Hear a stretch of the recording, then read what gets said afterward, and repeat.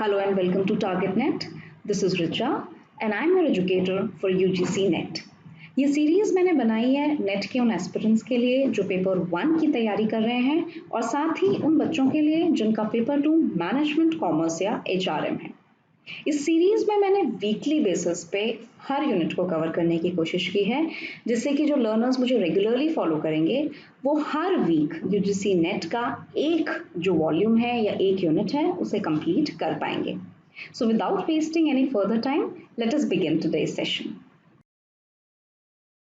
Topic पे हम बात करने वाले हैं वो मैनेजमेंट का जो सब्जेक्ट है पेपर 2 जिन बच्चों का उनकी 3rd यूनिट है। ये यूनिट मैंने आपके लिए इसलिए चूज की है क्योंकि ऊपर से दिखने वाली ये HRM की यूनिट जो है वो नॉर्मल HRM के जो बेसिक टॉपिक्स होते हैं उनसे एक लेवल ऊपर होती है। यानी कि जो बच्चे मास्टर्स में HRM या मार्केटिंग पढ़कर आए वो जानते होंगे कि जो ये OD से रिलेटेड टॉपिक्स हैं और IHRM से रिलेटेड टॉपिक्स जो हैं जितने भी टूल्स ऑर्गेनाइजेशनल डेवलपमेंट के लिए यूज किए जाते हैं वो हायर लेवल HRM यानी कि सेकेंड ईयर की जो HRM होती है उसके टॉपिक्स होते हैं। और जनरली बच्चे जो नॉर्मल HRM के टॉपिक होते हैं recruitment, selection, training, performance appraisal उनको अच्छे से तैयार कर लेते हैं और इन टॉपिक्स को इग्नोर कर देते हैं, जबकि इस पूरी यूनिट में से भी ऑलमोस्ट 8 से 10 क्वेश्चन जो हैं वो फ्रेम होते हैं। तो मैंने सोचा कि मैं अपने इस मैनेजमेंट के मॉड्यूल को इसी यूनिट से स्टार्ट करूंगी जिसमें कि हर रोज हम एक एक टॉपिक लेंगे और उसके बारे में समझ के उससे रिलेटेड MCQs प्रैक्टिस करके हम नेक्स्ट टॉपिक के ऊपर प्रोग्रेस करेंगे। तो स्टार्ट करते हैं आज का टॉपिक। पहला टॉपिक जो मैंने चूज किया है बेटा वो है balance score card method. Balance score card method क्या होता है, किस लिए होता है, इसके क्या ऑब्जेक्टिव्स हैं, इसमें हम क्या करते हैं ऑर्गेनाइजेशन के लेवल पे, ये सारी चीजें हम आज के लेक्चर में सीखेंगे। तो क्विकली स्टार्ट करते हैं आज का लेक्चर। देखो सबसे पहले मैंने सोचा कि आपको ये जो इसकी डेफिनेशन है उसमें यूज होने वाली 2 टर्म्स से जो है मैं आपको अवेयर कराऊं, आपको उसके कॉन्सेप्ट्स जो हैं वो क्लियर करूं, क्योंकि जो बैलेंस स्कोर कार्ड मेथड है वो एक तरह का स्ट्रैटेजिक परफॉर्मेंस का, I should write here, strategic performance का मेजरमेंट टूल है। क्या है? स्ट्रैटेजिक परफॉर्मेंस का मेजरमेंट टूल है। आप किसी भी ऑर्गेनाइजेशन की स्ट्रैटेजिक परफॉर्मेंस को मेजर करते हैं बैलेंस स्कोर कार्ड मेथड से। किससे? बैलेंस स्कोर कार्ड मेथड से। अब स्ट्रैटेजिक परफॉर्मेंस टूल का मतलब क्या हुआ? इसका मतलब ये है कि इस टेबल के हिसाब से या इस मेथड के हिसाब से आप क्या कर सकते हो, ऑर्गेनाइजेशन आगे आने वाले टाइम में अपने मिशन और विजन को कैसे अचीव करेगी, कैसे उससे क्या बोलते हैं जैसे कि एक्शंस, किस तरह के एक्शंस लेगी जिससे वो इन चीज़ों को अचीव कर पाए, उसको मेजर करने के लिए जो टूल यूज किया जाता है वो है बैलेंस स्कोर कार्ड मेथड। अब यहाँ पे आपको ये जानना ज़रूरी है ब्रीफली कि मिशन और विजन स्टेटमेंट में क्या फ़र्क होता है। So I just take a complete slide. Mission और विजन के बारे में एक बार क्विकली जानते हैं। ये दोनों टर्म्स हम कई बार इंटरचेंजेबली यूज कर लेते हैं, लेकिन इन दोनों ही टर्म्स का कॉन्टेक्स्ट जो है वो बिल्कुल डिफरेंट है। एक बार इसका डिफरेंस जानने की कोशिश करते हैं। यहाँ मैं लिख रही हूँ मिशन किसी भी ऑर्गेनाइजेशन या कंपनी का, और ये हो गया आपका विजन।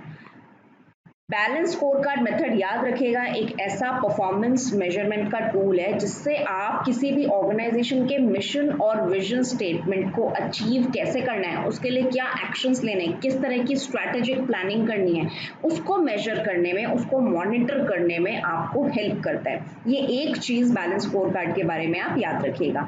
अब आते हैं हम अपने मिशन स्टेटमेंट के ऊपर। देखो बेटा, किसी भी ऑर्गेनाइजेशन का जो मिशन स्टेटमेंट होता है वो एक तरह का एक ऐसा टूल होता है जो उसके ऑब्जेक्टिव्स और एक्शंस जो हैं उनको मिला के बनाया जाता है विजन को अचीव करने के लिए। तो अगर मैं विजन की सबसे पहले बात करूं, let me explain you the vision. Vision क्या होता है? विजन एक ऐसा स्टेटमेंट होता है, it's a statement of an organisations, किसी भी ऑर्गेनाइजेशन के एस्पिरेशंस का मतलब है फ्यूचर में, हमेशा याद रखना, फ्यूचर में वो ऑर्गेनाइजेशन खुद को कहाँ देखती है उसका जो स्टेटमेंट होता है वो जो होता है वो उसका होता है विजन स्टेटमेंट। और ये जो स्टेटमेंट होता है ये not it is not very specific, ये स्पेसिफिकली नहीं बताएगा कि वो जो कंपनी है वो क्या अचीव करना चाहती है, बट हाँ वो आगे आने वाले सालों में, आगे आने वाले टाइम में खुद को इस जगह देखती है। वो जो स्टेटमेंट होता है वो विजन स्टेटमेंट होता है। It is not a specific statement, ये कोई स्पेसिफिक स्टेटमेंट नहीं होता, but it should inspire people. आपके विजन स्टेटमेंट को पढ़ के लोगों को एकदम आइडिया हो जाए कि ये कंपनी आपको कहाँ ले जाना चाहती है। It should always inspire and motivate people while it remains a broad term, it remains a broad terms or broad description।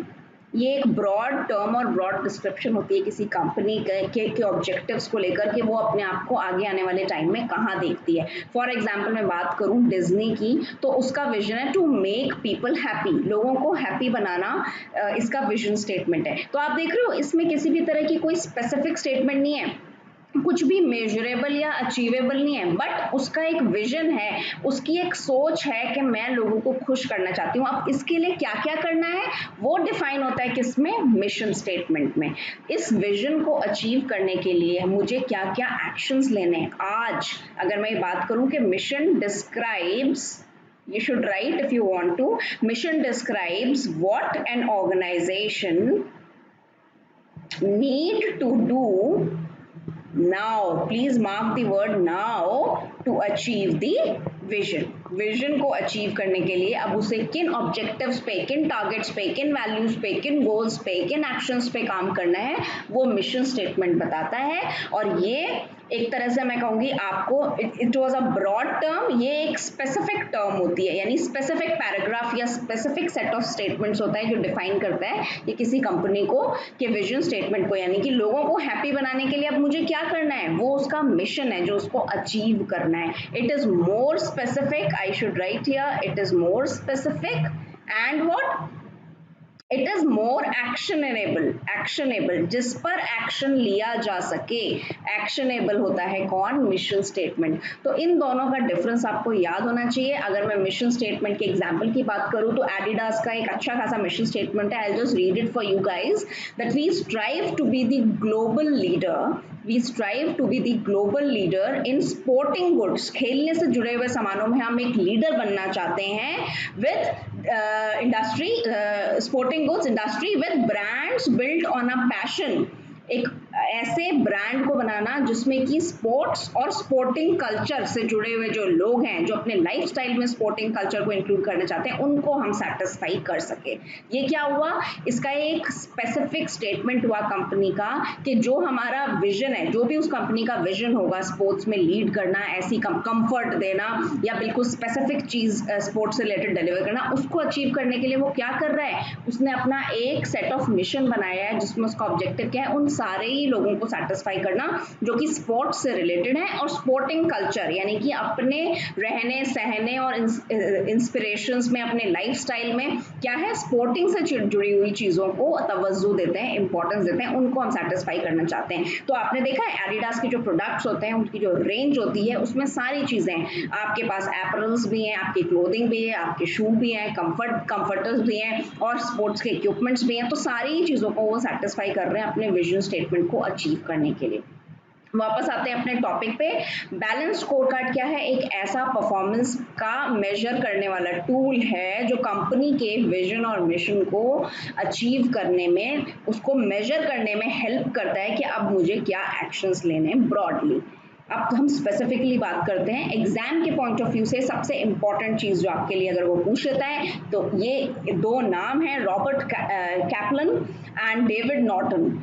इन दोनों लोगों ने इस टर्म को डेवलप किया था। देखो it is not a very old term. OD interventions जितनी भी आप पढ़ेंगे, ऑर्गेनाइजेशनल डेवलपमेंट के कंटेक्स्ट में करे जाने वाले टूल्स, इस्तेमाल में आने वाले जो टूल्स हैं वो कंपैरेटिवली नए हैं, क्योंकि as it is OD is a new term. HRM, personnel management, HRD and OD, जिस तरह से हम फॉलो करते हैं सीक्वेंस टाइम के हिसाब से, ओडी जो है ये लेटेस्ट सिनेरियो में आता है एचआरएम में, और इसमें हम ऐसे इंटरवेंशंस, ऐसे टूल्स यूज करते हैं जिससे कि ऑर्गेनाइजेशन का डेवलपमेंट हो सके मल्टीपल लेवल पे। वो उन्हीं का एक टूल है बैलेंस स्कोर कार्ड मेथड। पहला क्वेश्चन तो यही बनता है, अगर आपको ऑप्शंस में दे दिया जाए कि career planning, balance score card, 360 degree performance appraisal method, ये क्या है? ओडी के टूल्स हैं, और उनमें एक और आपको दे दिया रिक्रूटमेंट या सिलेक्शन, तो नहीं, एचआरएम के नॉर्मल फंक्शन इज रिक्रूटमेंट और ये सारे ही ओडी के टूल्स हैं। पहला क्वेश्चन। दूसरा आपसे पूछा जाए वो कौन सा परफॉर्मेंस अप्रेजल का मेथड है, या ऐसा कौन सी टेक्निक है जो कि रॉबर्ट कैपलन और डेविड नॉर्टन ने डेवलप की थी, तो नाम होगा बैलेंस स्कोर कार्ड।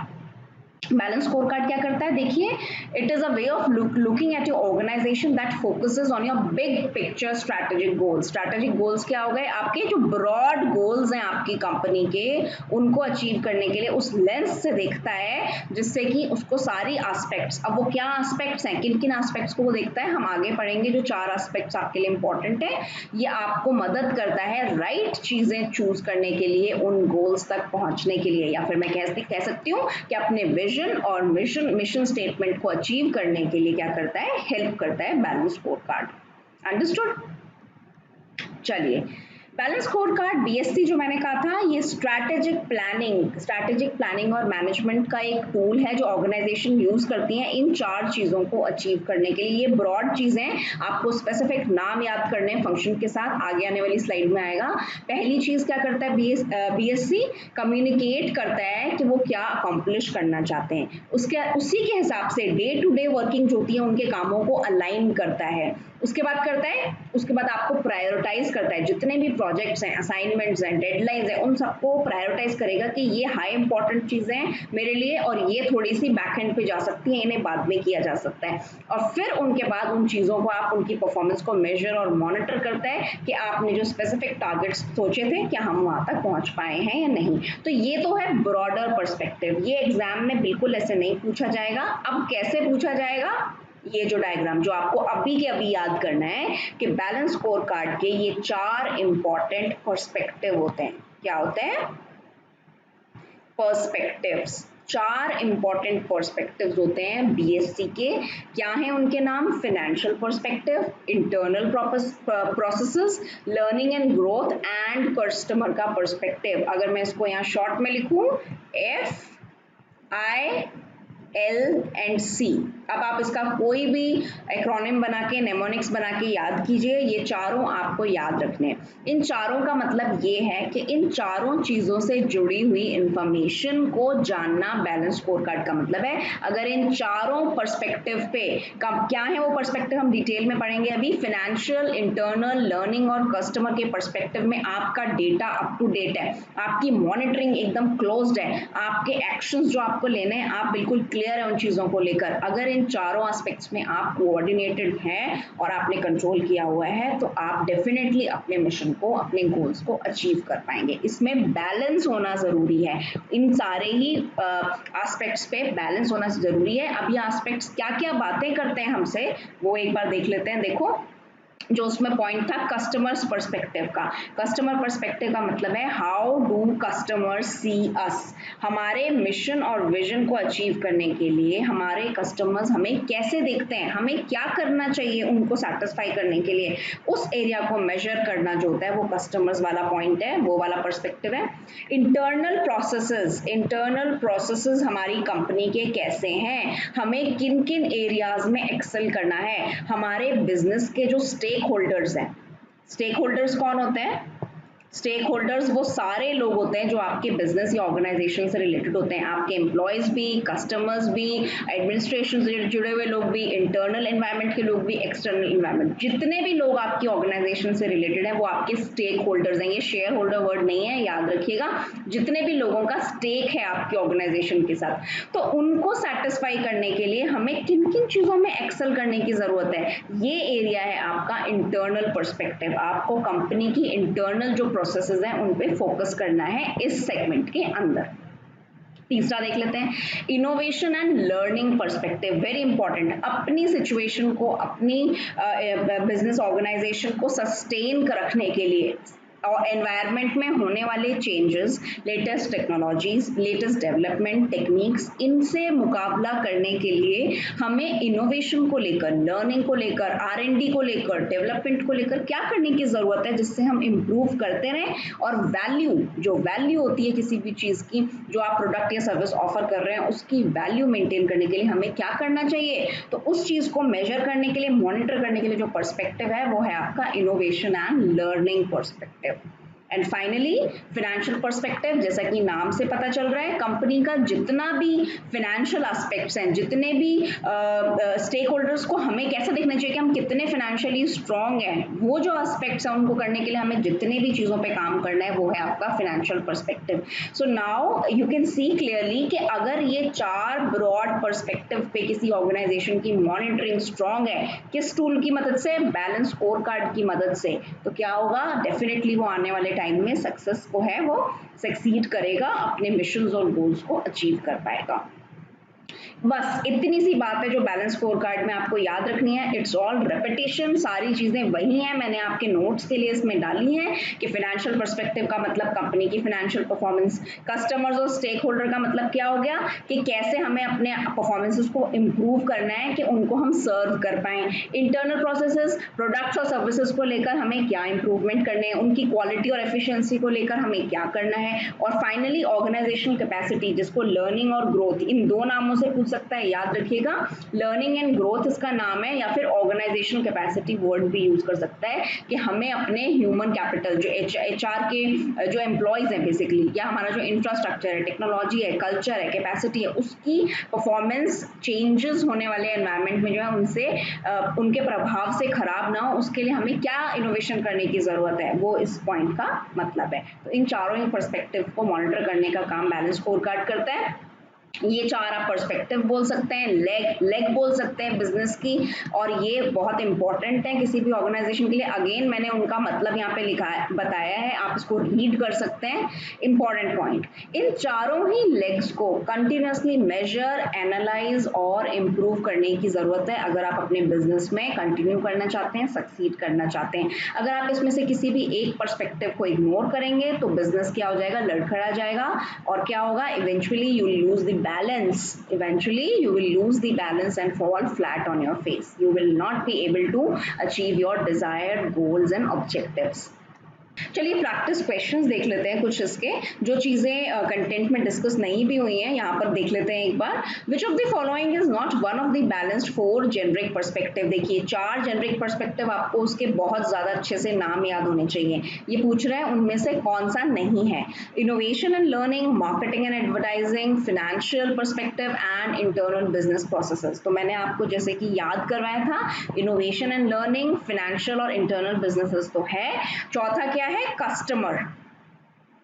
कस्टमर्स का पर्सपेक्टिव है, और इन्होंने मार्केटिंग एंड एडवर्टाइजिंग दिया हुआ है, तो I am sure answer would be B, जो कि इसका पर्सपेक्टिव नहीं है। Second is the right answer. अगला क्वेश्चन देखते हैं, which one of the following is a lag performance indicator. Performance में लैग जो हो रहा है, जो गैप हो रहा है, उसका इंडिकेटर कौन है। Return on capital employed, number of complaints received from the customers, numbers of training hours per employee, या आउटपुट पर एम्प्लॉय। इनमें से क्या चीज है जो लैग बता रही है।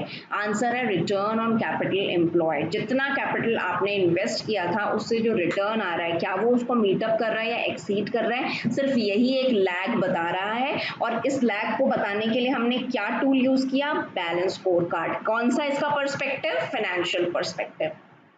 देखिए आप अब रिलेट करना सीखिए। एग्जाम में जो क्वेश्चंस आते हैं उनमें आपको कॉन्सेप्ट्स को रिलेट करना आना चाहिए कि क्या बात हो रही है, कितनी कंप्लेंट्स रिसीव हुई, कितनी ट्रेनिंग दी गई, कितना आउटपुट आया, ये किसी भी तरह का लैग नहीं बता रहा है।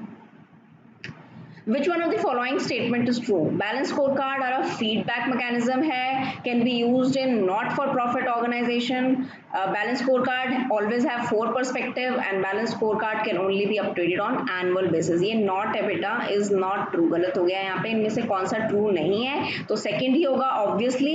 क्यों, क्योंकि ये सारी चीजें बिल्कुल सही हैं। ये एक feedback का mechanism भी है, इसके 4 perspective होते हैं, और इसको annual, देखिए जो information कंटेंट में कवर नहीं होती होती है, बुक्स या नोट्स में कवर नहीं होती है, उसको कवर करने का एक बेस्ट तरीका है ज़्यादा से ज़्यादा एमसीक्यूज अटेम्प्ट करना, क्योंकि आपका पर्पस क्या होना चाहिए, कवरेज होनी चाहिए। जो चीज़ आपकी आंखों के सामने से एक बार गुजर गई, आई एम श्योर एग्जाम में आप उसको रिकॉल करके क्वेश्चन जो है वो अटेम्प्ट कर लेते हैं। तो ज़्यादा से ज़्यादा क्वेश्चन देखिए, even if you have not you are not aware about that concept और topic, still I would say कि आप उन क्वेश्चंस को देखिए, जिससे कि आपको कोई ना कोई चीज़ जो है वो उस कॉन्सेप्ट के बारे में ज़रूर समझ में आएगी और वो आपको एग्जाम में क्लिक कर जाएगी। जैसे कि यही क्वेश्चन, अब इसमें ये तीनों चीज़ें आपको पता थी, लेकिन एलिमिनेट करने के लिए भी तो आपको पता होना चाहिए ना कि कौन सी चीज़ सही है या गलत। तो balance score card non profit organisations में यूज नहीं होते हैं, ये एक नया पॉइंट है, क्योंकि ये बाकी तीनों पॉइंट सही हैं और इसे आप अपनी मेमोरी में सेव कर सकते हैं। Which of the following statements is false? Balance score card के बारे में क्या false है? Cannot be used in conjunction with budgetary control system. One type of performance dashboard है. Can be cascaded to different levels and parts of the organization. Can be used to produce strategy maps. हमें strategy कैसी बनानी है, actions जो हैं हमारे किस direction में होंगे उसको बनाने में मदद देता है। strategy map एक important term है, अगले क्वेश्चन में भी मैंने उसको ऐड किया है। मेरे हिसाब से बजट से रिलेटेड जो काम है उसके कंजंक्शन में इस प्रोसेस को यूज नहीं किया जाता है। It is a pure OD intervention tool. इसके बारे में ये तीनों बातें बिल्कुल सही हैं, लेकिन आप बजटरी कंट्रोल में इसको यूज करें, ये क्या है, ये इसका एक फंक्शन नहीं है। तो करेक्ट आंसर यही है इसका। And finally last and important question, इनमें से कौन सा स्टेटमेंट करेक्ट है देखते हैं। Balance score card always report using the same time periods as the financial accounting system. The fundamental idea of balance scorecard is to create corporate strategy. Organizations sometimes use a traffic light system on their balance scorecard to help them prioritize their activities. One fundamental idea of balance scorecard is to increase the number of performance indicator used to manage the business. इसमें भी हम एक नई information देख रहे हैं। देखिए, एक there is a method to make that balance scorecard. आपके सिलेबस में इतना डिटेल में नहीं है कि किन किन टूल्स और टेक्निक्स को यूज करके, किस प्रोसेस को फॉलो करके कंपनीज बैलेंस स्कोरकार्ड डिजाइन करती हैं। तो उसी दौरान ये एक इंपॉर्टेंट पॉइंट था जो मैंने इसमें इंक्लूड किया क्वेश्चन, कि वो इस तरह के ट्रैफिक लाइट सिस्टम यानी कि इस तरह के इंडिकेटर्स लगाते हैं जो आपको हेल्प करते हैं चीज़ों को प्रायोरिटाइज करने में। तो सिर्फ एक यही स्टेटमेंट इसमें जो है वो करेक्ट है, बाकी सारी चीज़ें सेम फाइनेंशियल पीरियड में होना, कॉर्पोरेट स्ट्रेटेजी बनाना, इन सब चीज़ें जो हैं ये इसको करेक्टली डिफाइन नहीं कर रही हैं। हाँ, एक और क्वेश्चन था, sorry, management has identified a relationship between customer satisfaction and return on investment. दो एस्पेक्ट्स के ऊपर मैनेजमेंट ने एक रिलेशनशिप बनाया है। अब इस रिलेशनशिप को दिखाने के लिए कौन सा तरीका यूज किया जाएगा? Will it be a strategy map, value chain, customer perspective chart और स्ट्रैटेजिक इनिशिएटिव लिस्ट? देखिए, मैंने ये क्वेश्चन इसलिए इंक्लूड किया क्योंकि स्ट्रैटेजिक मैप जो है बीएससीज को लेकर वो एक इंपॉर्टेंट कॉन्सेप्ट बन सकता है। इसका आंसर स्ट्रैटेजिक मैप ही है। कैसे? क्योंकि जो ये स्ट्रैटेजिक मैप होता है ये किसी भी कॉन्सेप्ट के बीच में कॉज एंड इफेक्ट रिलेशनशिप दिखाने का काम करता है बैलेंस स्कोर कार्ड के पर्सपेक्टिव के अंदर। तो अगर बैलेंस स्कोर कार्ड में जो 4 पर्सपेक्टिव्स हैं हमारे, उनमें किसी भी चीजों में आपको रिलेशनशिप दिखाना है कॉज एंड इफेक्ट का, यानी कि इसका प्रभाव इस पे पड़ रहा है, कस्टमर्स की डिमांड फाइनेंशियल पर्सपेक्टिव से रिलेटेड है या कस्टमर्स की डिमांड हमारी इनोवेशन से रिलेटेड है, उन दो चीजों के ऊपर जो कि क्वेश्चन में दिया हुआ है, customer satisfaction and return on investment, इन दोनों चीजों के बीच में कॉज एंड इफेक्ट रिलेशनशिप दिखाने के लिए जो चीज यूज की जाएगी within this framework, it will be known as strategic map. तो ये था हमारा बैलेंस स्कोर कार्ड का टॉपिक और ये आपकी 3rd यूनिट का एक इंपॉर्टेंट टॉपिक है। आई होप आपको अच्छे से क्लियर हो गया होगा। नेक्स्ट क्लास में हम ऐसा ही एक और टॉपिक लेंगे और उससे रिलेटेड क्वेश्चन से उस टॉपिक को प्रैक्टिस करेंगे। So that was all for today session. अगर आज के सेशन में आपको कोई डाउट है या आप कोई क्वेश्चन पूछना चाहते हैं तो मुझे कमेंट सेक्शन में लिखकर ज़रूर बताइएगा। और अगर आज का सेशन आपको अच्छा लगता है then do like, subscribe and share my channel. Thank you so much and see you in the next session. Bye-bye.